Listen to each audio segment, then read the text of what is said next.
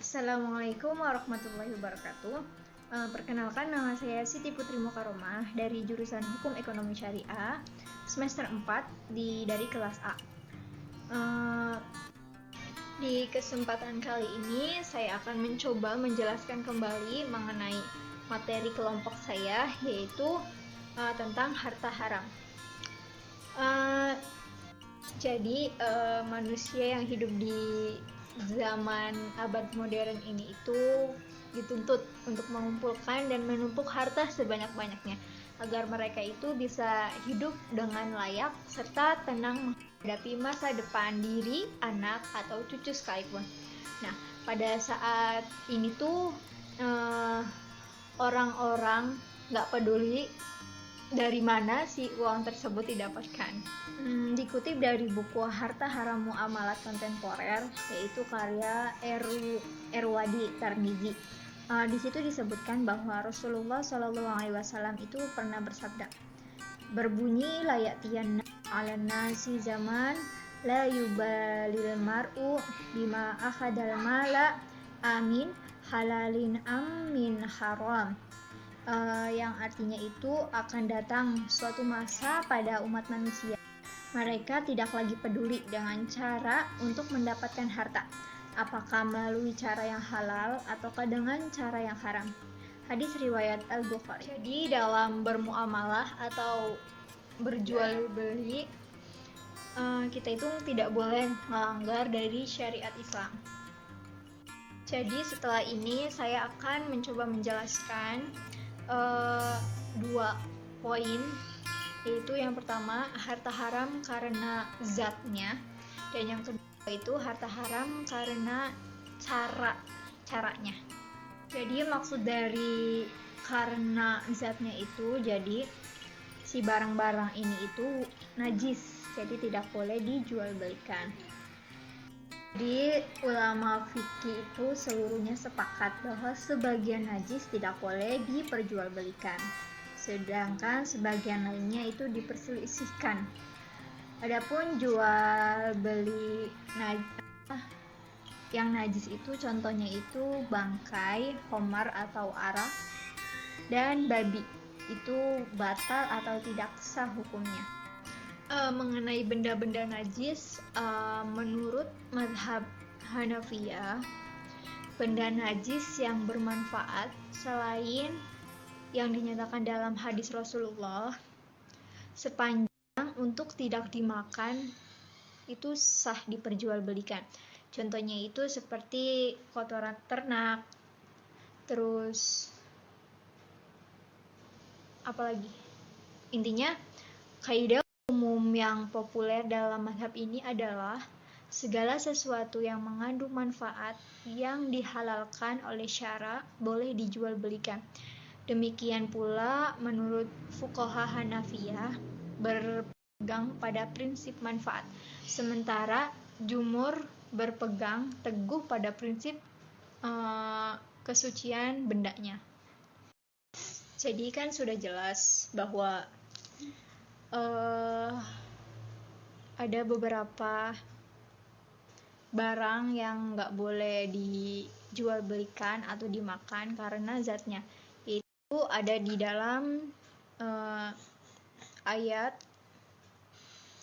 yang artinya itu sesungguhnya Allah hanya mengharamkan bagimu bangkai, darah, daging babi, dan binatang yang ketika disebut nama selain Allah. Tetapi barang siapa dalam keadaan terpaksa memakannya, sedang dia tidak menginginkannya dan tidak pula melampaui batas, maka tidak ada dosa baginya. Sesungguhnya Allah Maha Pengampun dan Maha Penyayang. Kemudian Ibnu Katsir rahimakumullah berkata, begitu juga dilarang memakan daging babi, baik yang mati dengan cara disembelih atau mati dalam keadaan tidak wajar. Lemak babi pun haram dimakan bagaikan dagingnya, karena menyebutkan daging dalam ayat cuma menunjukkan keumuman, atau dalam daging juga sudah termasuk pula lemaknya, atau hukumnya diambil dengan jelas kias. Kemudian yang kedua yaitu harta haram karena caranya atau bagaimana cara mengelolakan si harta tersebut, mendapatkan harta tersebut. Yaitu ada beberapa. Yang pertama riba. Riba udah tidak asing lagi di kita, bahwa yaitu menurut para fuqaha, riba itu adalah pengambilan bahan dari harta pokok atau modal secara batil, baik dalam utang piutang maupun jual beli.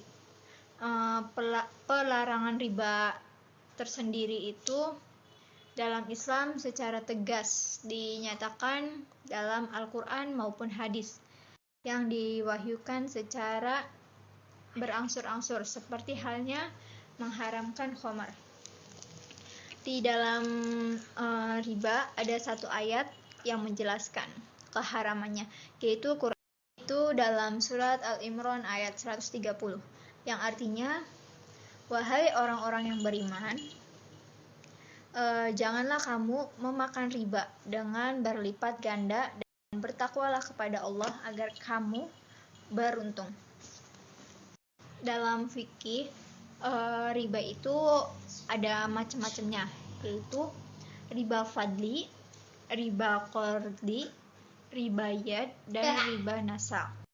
Jadi dalam fikih itu riba ada beberapa macam, yaitu ada riba fad, riba al-yad, riba nasi'ah, riba qard, dan riba jahiliyah.